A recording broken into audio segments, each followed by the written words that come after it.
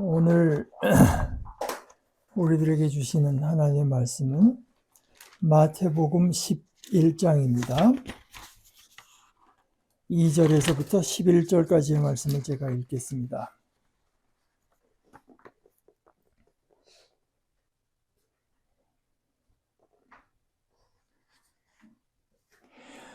감옥에서 요한이 그리스도의 일들을 듣고서 자기를 대신해서 제자들을 그분께 보냈다. 그리하여 여쭈어 보게 하였다.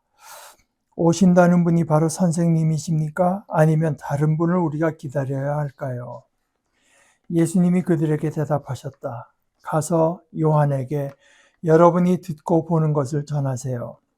시각장애인들이 다시 보게 되고 지체장애인들이 걸어다닙니다. 심한 피부병 앓는 사람들이 깨끗해지고 청각장애인들이 듣습니다. 죽은 사람들이 일으킴받아 살아나고 가난한 사람들이 좋은 소식을 듣습니다. 복이 있습니다. 누구라도 나 때문에 걸려 넘어지지 않을 사람은. 요한의 제자들이 물러가자 예수님이 무리들에게 요한을 두고 말씀하기 시작하셨다. 여러분은 뭘 구경하려고 광야로 나갔습니까? 바람에 흔들리는 갈대입니까? 아니면 뭘 보러 나갔습니까? 고운 것 입은 사람입니까? 보세요. 고운 것 입고 다니는 사람들은 궁전에 있습니다. 아니면 뭘 보러 나갔습니까? 예언자입니까? 그렇습니다. 여러분에게 말합니다. 예언자를 넘어서는 사람입니다. 이 사람을 두고 성경에 이런 말씀이 적혀 있어요. 자, 내가 친히 나의 소식꾼을 너보다 앞서 보낸다. 그가 너의 앞에서 너의 길을 마련할 것이야. 아멘. 여러분에게 말합니다. 여자에게서 태어난 사람들 가운데 세례자 요한보다 큰 사람이 일어난 적이 없습니다. 그러나 하늘나라에서는 아무리 작은 사람이라도 요한보다 큽니다. 하나님의 말씀입니다.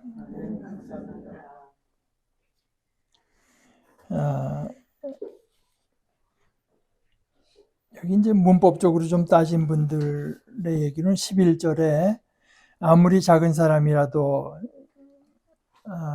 라고 번역된 단어를 비교급으로 해석할 수 있고 최상급으로 해석할 수 있다 하는데 아마 역시 대부분이 이제 최상급, 그러니까 아무리 작은 사람, 가장 작은 사람이라도 요한보다 큽니다. 이렇게 이제 받아들이는 것 같습니다. 그리고 하늘나라에서는 한 것도 하늘나라에서는이라고 해석할 수도 있고 하늘나라 때문에라고 이제 해석할 수도 있지만 그것도 역시 하늘나라에서는 하고 받아들이는 분이 많은 것 같아요. 이게 이제 오늘 우리들에게 주어진 말씀인데 저는 특별히 오늘 그 11절 여자에게서 태어난 사람들 가운데 세례자 요한보다 더 큰 사람이 일어난 적이 없습니다. 그러나 하늘나라에서는 아무리 작은 사람이라도 요한보다 큽니다. 하는 말씀을 사실 저도 이제까지 이렇게 붙들고 씨름을 하지 않았고 그런데 이걸 해봐야 되겠다 하는 생각이 들어서 제 나름대로 이제 받은 것을 여러분과 함께 나누려고 합니다. 특히 그 중에서 크다고 하는 것. 근데 이게 무슨 뜻인가? 여자에게서 난 사람 가운데 요한보다 큰 사람이 일어난 적이 없다. 그 요한의 인격의 크기를 말을 하는 것인가? 요한의 포부를 말을 하는 것인가? 요한의 믿음을 말을 하는 것인가? 어떤 의미에서 크다고 하신 것인가? 그 앞에 모세도 있었고 다윗도 있었고 아브라함도 있었고 선지자 이사야도 있었고 예레미야도 있었는데 요한보다 큰 사람이 일어난 적이 없다. 요한은 그들보다 더 믿음이 큰 사람이었는가? 더 인격적으로 뛰어난 사람이었는가? 이 크다고 하는 것, 또 제 생각으로는 그렇습니다.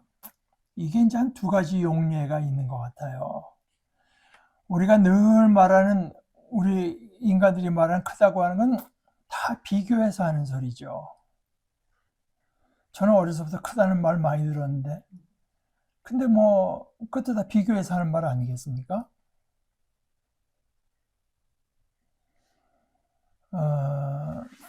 인간이 하는 크다 작다고 하는 말은 다 비교해서 하는 말이죠. 그런데 절대적인 의미에서 크다고 하는 말도 있을 것 같아요. 그 절대적인 의미에서 크다고 하는 것, 그것은 마치 제가 얼마 전부터 많이 생각하게 되는 좋다고 하는 말, 히브리 말로 토브라고 하는 말이 상대적으로는 뭐 이게 저거보다 좋을 수도 있고 더 나빠질 수 있었는데 형편이 더 좋다. 이 물건이 저 물건보다 쓸모가 많다. 뭐 여러 가지로 좋다는 말을 쓸 수가 있지만, 그러나 궁극적인 의미에서 좋음이라고 하는 것은 결국 하나님께 밖에 해당이 안 된다. 그 외에 다른 어떤 좋음이라고 하는 것도 그저 상대적인 말일 따름이지 절대적인 말은 되지 못하는데, 그렇다고 해서 그것이 절대적으로 쓰일 수 없는 말인가? 그렇지는 않습니다. 좋으신 하나님, 하나님께서 하시는 일은 좋습니다. 저는 그래서 선하다는 말보다 좋다는 말이 더 포괄적이라고 생각하는데, 그것처럼 크다고 하는 말도 절대적인 것으로서는 하나님께만 해당이 되는 거라고 저는 생각합니다. 하나님께만 해당이 되는 크다고 하는 말.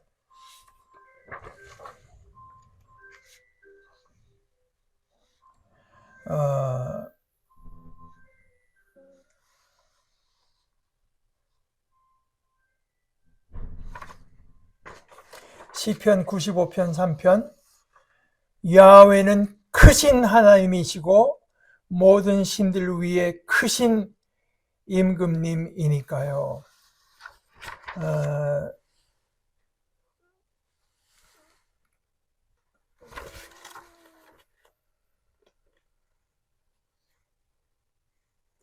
시편 145편 3절, 야훼는 크신 분이시고 지극히 찬양받으실 하나님이시지 야훼의 크심은 다 알아낼 수 없어.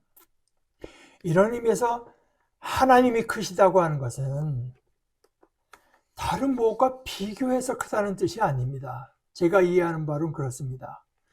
크다고 하는 것은, 이럴 경우에 크다고 하는 말은 하나님께만 쓸 수 있는 말, 그 앞에 어떤 것도 클 수가 없는 그런 존재로서 이제 고백하는 것 같습니다.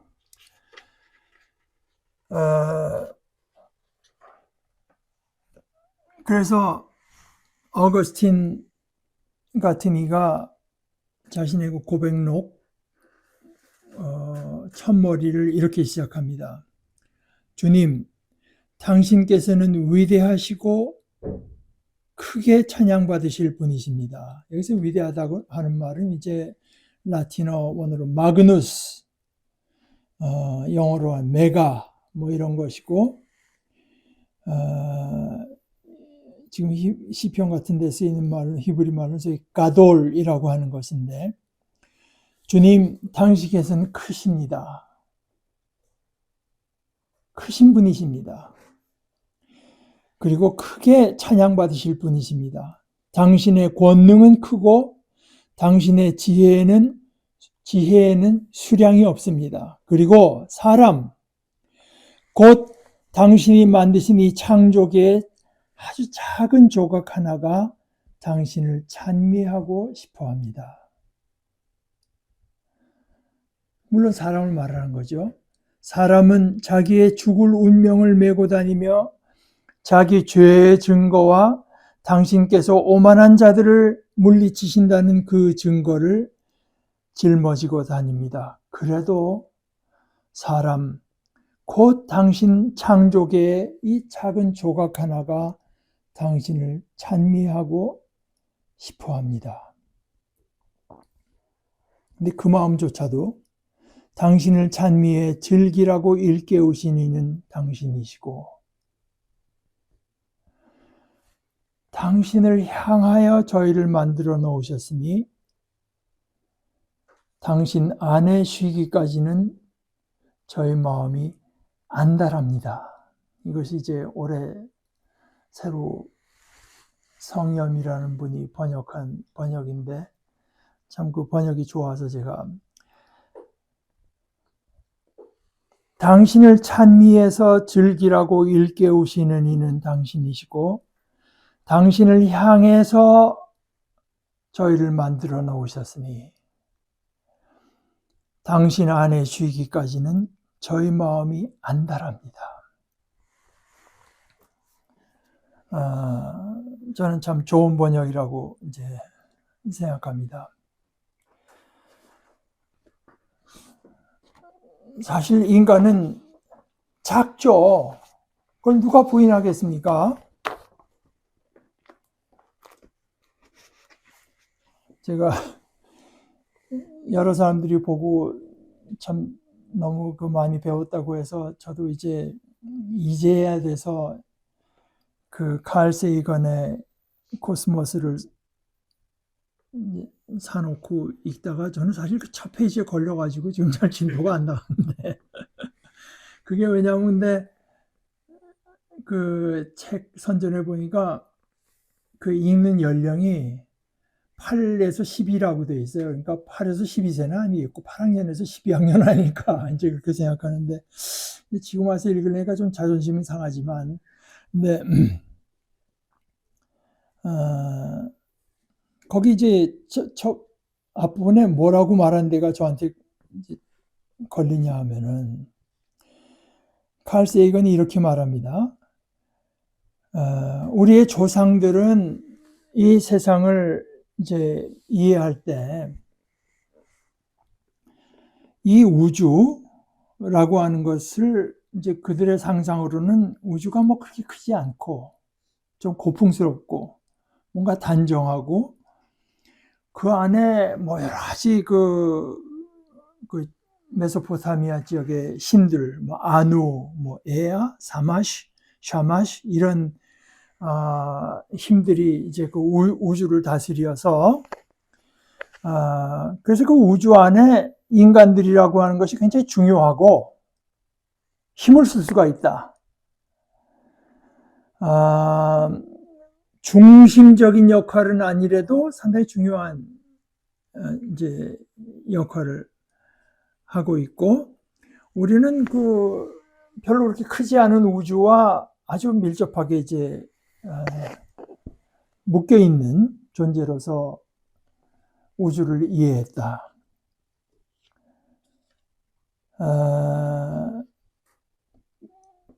그랬는데 오늘날 우리 인류는 훨씬 더 강력하고 또 우아한 무기를 갖고 있다. 과학이라고 하는 거죠. 그 과학이 우리에게 밝혀준 우주라고 하는 것은 너무나 오래되고 137억 년 그리고 또 너무 광막해서 도대체 이 조그마한 지구라는 별에서 그것도 조그마한 존재인 우리들이 뭘 하건 간에 별로 영향을 끼치지 못하는 그런 우주 아무런 영향을 끼치지 못하는 그런 것으로서 과학이 우리에게 밝혀주고 있다. 우리는 그래서 이 우주라고 하는 것으로부터 이제 많이 소외되어 있는 거죠. 그 우주는 우리로부터 굉장히 멀고 우리가 매일매일 하는 일과는 무관해 보이는 그런 우주. 이제 제가 여기가 이제 마음이 걸려가지고 제 질문은 이겁니다. 우주라고 하는 게 있는가? 우주라고 하는 거는 이 은하계 같은 뭐 그 안에 뭐 몇천억 개의 별이 있다는 이런 갤럭시가 최근에 뭐 인터넷 가보니까 한 최소한 2조 개 정도가 이제 흩어져 있는 것이라고 하는데, 그러나 그걸 다 합쳐봐야 그것들이 자리 잡고 있는 그 스페이스 공간에 비하면 아무것도 아니죠. 그보다 엄청나게 큰 공간 속에 이제 들어있다고 하는 걸 우리에게 보여주면서 우리가 그것을 그냥 우주라고 부르는 거지. 어떤 존재가 있어 내가 우주야, 너 아무것도 아니지 할 수 있는 존재가 뭐가 있습니까? 태양보다 1억 개가 큰 별이라고 해도 그도 역시 우주 안에서는 먼지처럼 느껴질 수밖에 없습니다. 어느 누구가 나는 크지 할 수 있는 존재가 뭐가 있겠습니까? 아무것도 존재감이 없죠, 사실은. 그래서 이 우주라고 하는 것을 이렇게 말을 하고 그 안에서 우리 인간이 뭐 우주로부터 멀어졌다 하는 얘기는 언뜻 그냥 들으면 그럴듯한데 가만 생각해 보면 좀 말이 안 되는 말 같아요.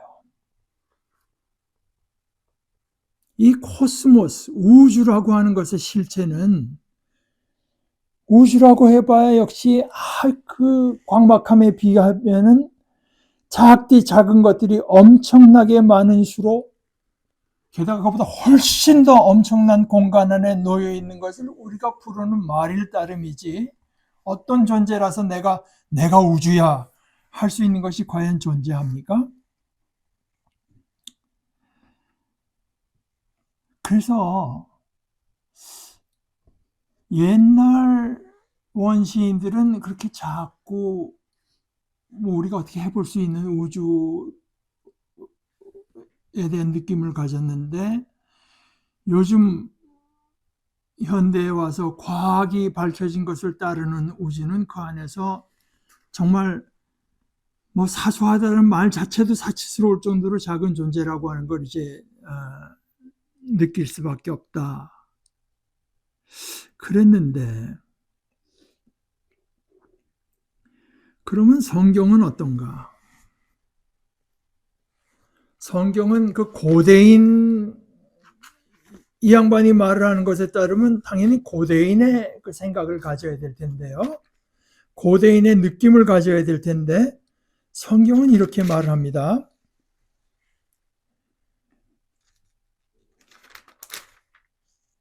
시편 8편입니다. 내가 복원하거든요.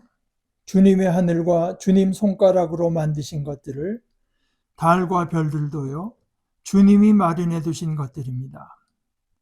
사람이 무엇이라고 주님이 그를 기억해 주시며 인간이 무엇이라고 주님이 그를 돌보아 주십니까?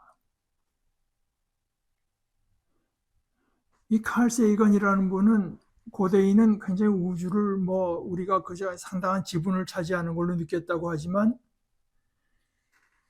이 시인이 가진 어떤 느낌은 오히려 칼 세이건이 말하는 현대인의 느낌과 비슷하죠.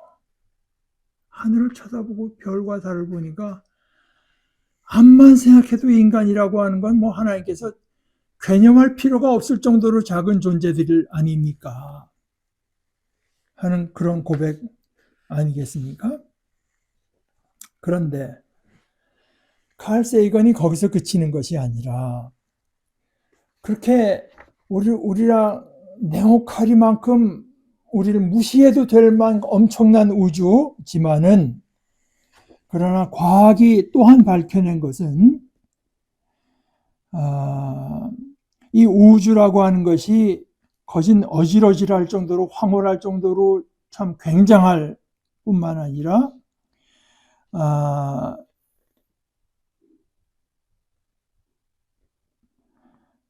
그래서 우리가 느끼기로는 우리가 작은 존재인 것밖에 느낄 수 없는 것의 반면에는 우리가 그 우주를 이해할 수 있다. 이해할 수 있다. 저렇게 멀리 떨어져 있는데 이해할 수 있다. 이것이 이제 소위 아인슈타인이라고 하는 사람이 자기가 도저히 이해할 수 없는 것으로 든 첫 번째입니다. 내가 아무리 생각해도 이해할 수 없는 것은 저렇게 멀리 떨어져 있는 데서 일어나는 일들을 내가 이해할 수 있다고 하는 거. 이거 어떻게 이게 가능하냐? 자기는 그거는 도저히 이해할 수가 없다. 그리고 우리가 그 우주와 밀접하게 연결되어 있다고 하는 것. 굉장히 현실적이고 아주 심오한 의미에서 우리는 이 우주의 한 부분이고 우주로부터 태어났고 우리의 운명이라고 하는 것이 우주와 밀접하게 연결되어 있다고 하는 것을 또한 과학이 말해준다.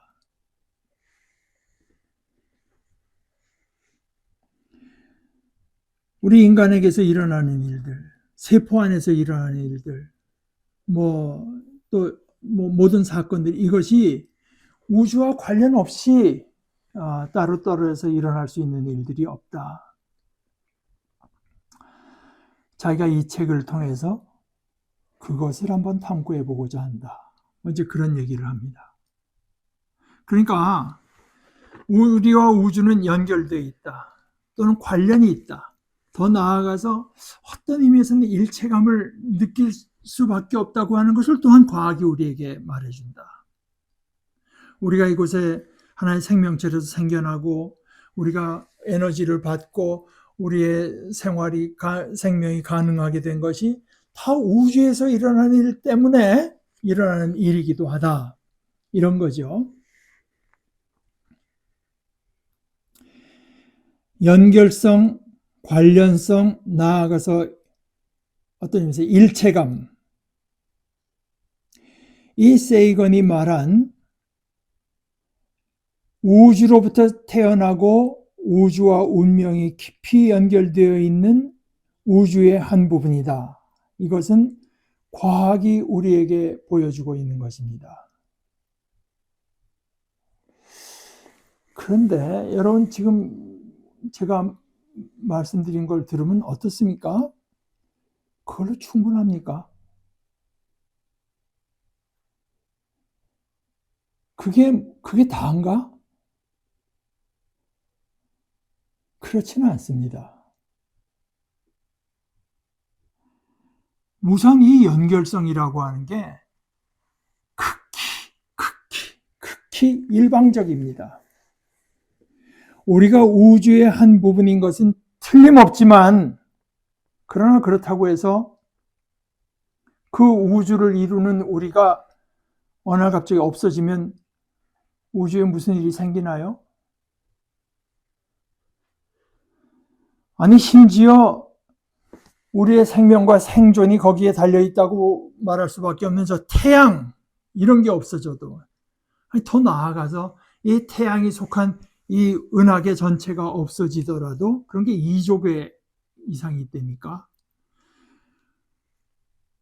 과학을 통해서 우리가 알아낸 대로 그런 걸 최소한 2조 정도 가지고 있는 우주에는 저 거대한 나무에서 잎사귀 하나 떨어지는 만큼도 영향이 없을 것입니다. 우주는 우리에게 영향을 끼치지만 우리는 우주에게 전혀 영향을 끼칠 수 없지 않아요? 극히 일방적인 연결성일 뿐입니다. 이것이 과학이 우리에게 말해주는 것 전부입니다. 그런데 이렇게 과학이 말해주는 것과는 전혀 다른 차원의 이야기가 있습니다. 그것은 말할 것도 없이 신앙의 이야기입니다. 예수님이 이렇게 말씀하세요. 하늘의 새들을 자세히 보세요. 새들은 씨를 뿌리는 것도 아니고 걷어들이는 것도 아니고 자기에게 무슨 창고가 있어서 모아드리는 것도 아닌데 여러분의 하늘 아버지께서는 그 새들을 다 먹이십니다. 그런데 새들을 그렇게 먹이시는데 여러분이야말로 그것들하고는 다르지 않습니까? 또 이어서 말씀하시기를 들에 있는 풀, 이건 뭐 오늘 있다가 내일 아궁이에 던져질 뿐인데도 그런 운명을 지닌 그 풀 하나도 하나님께서 이렇게 입혀주시는데 더구나 여러분에게는 얼마나 더 그렇게 하시겠어요? 믿음이 작은 사람들이요.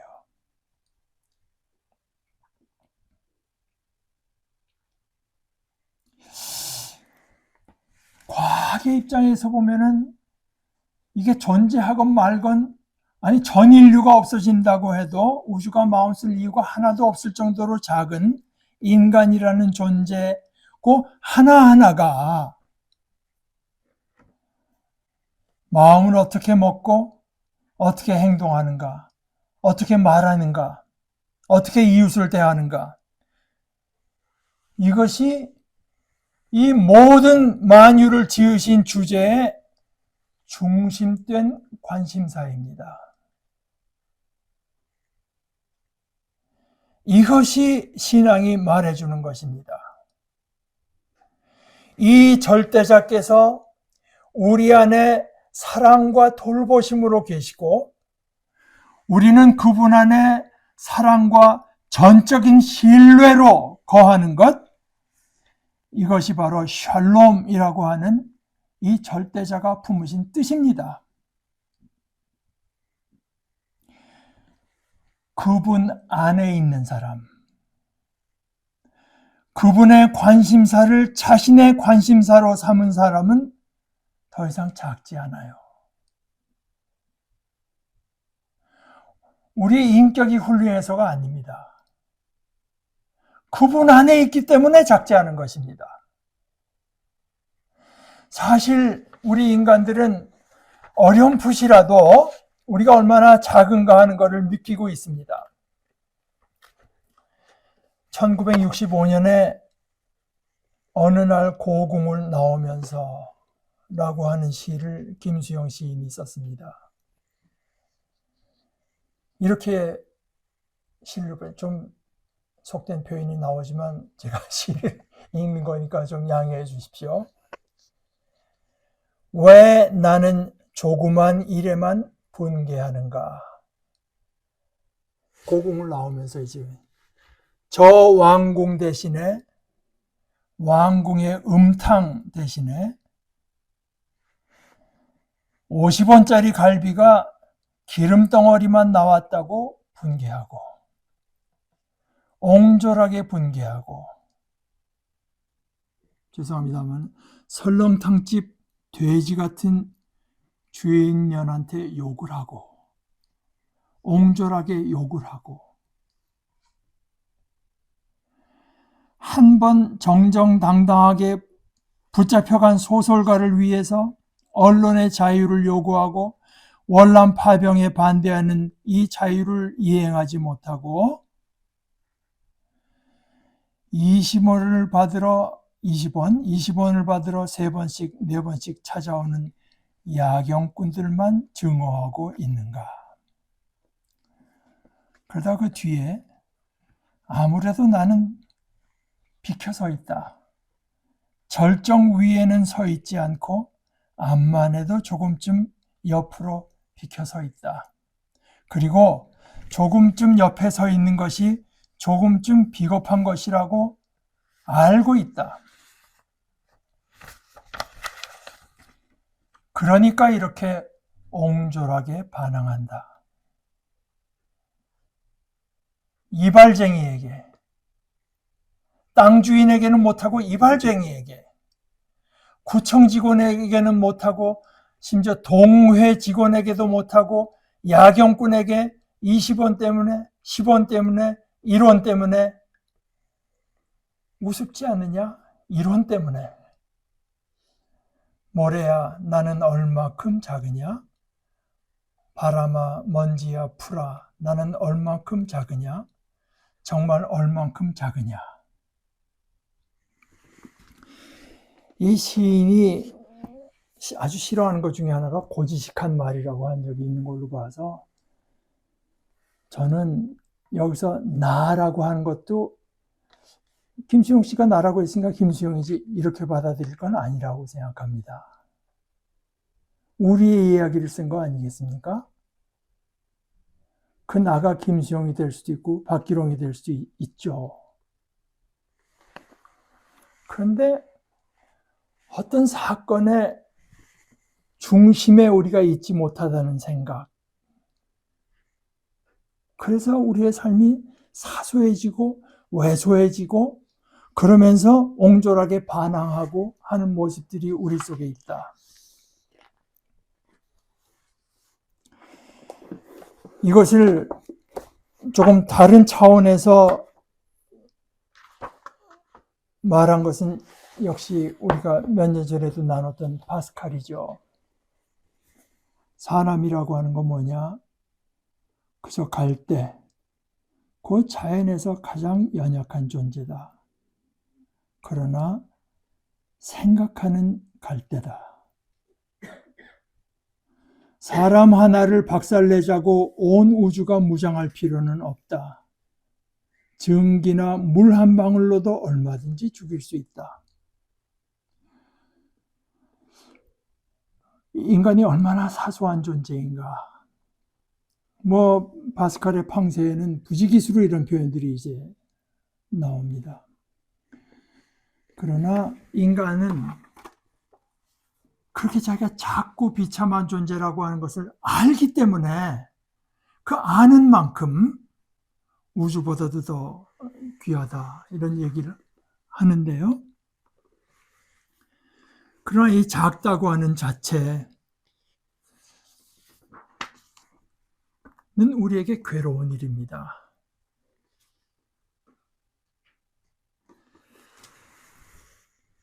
우리가 아무리 지식이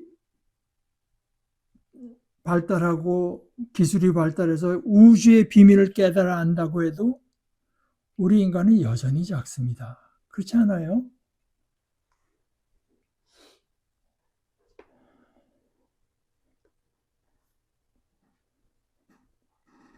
우리가 예수님께서 하늘나라 안에 있는 사람은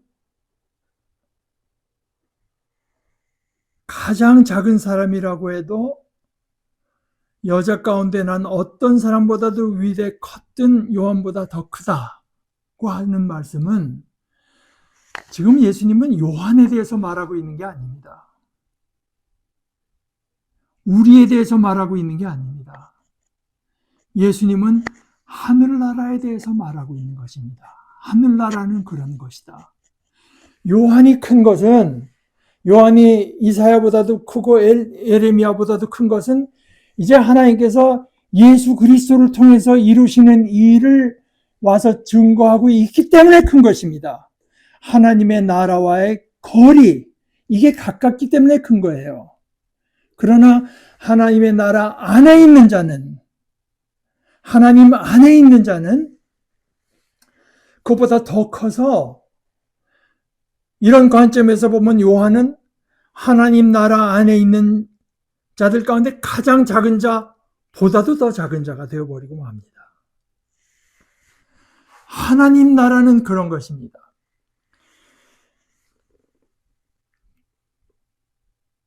그분 안에 서 있는 사람, 거하는 사람, 그 하나님의 관심사를 자신의 관심사로 삼은 사람은 더 이상 작지 않습니다.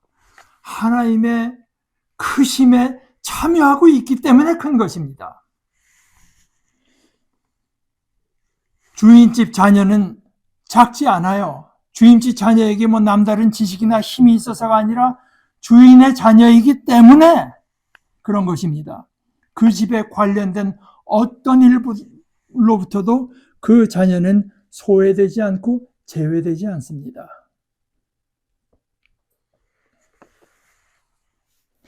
우리의 큼, 예수님께서 말씀하시는 우리의 큼이라고 하는 것은 우리의 인격이나 우리의 능력이나 우리의 지식의 크기로 인한 것이 아닙니다. 오히려 우리의 신분, 우리의 소속으로 인한 것입니다. 우리가 하늘나라의 백성이기 때문입니다. 이것을 이루기 위해서 예수님께서 오세요. 우리는 하늘나라에 두기 위해서 예수님께서 오십니다. 우리를 여자에게서 태어난 어떤 사람보다 큰 사람, 보다도 비교할 수 없이 더 큰 사람으로 만들기 위해서 오십니다. 무한하신 그분의 무한한 자녀로 만들기 위해서 주님께서는 우리에게 오셨고, 그것을 마침내 온전히 이루시기 위해서 우리를 다시 찾아오십니다. 이것이 우리가 기억하면서 또 기다리는 참된 기쁜 소식입니다. 우리가 기도하십시다. 하나님 아버지, 저희들에게 아버지의 나라를 주기를 기뻐하시는 아버지의 은혜에 감사합니다. 저희들이 아버지를 사모하고 아버지 안에 있기를 사모하고 그 안에서 아버지의 크심에 참여하는 것을 저희들의 소망으로 삼고 살아가는, 그리고 이 살아가는 동안에는 그것을 우리의 실감으로 삼기 위해서 믿음의 선한 싸움을 싸워가는 지혜로운 자녀들 다 되게 하여 주시옵소서. 예수님의 이름으로 기도합니다. 아멘.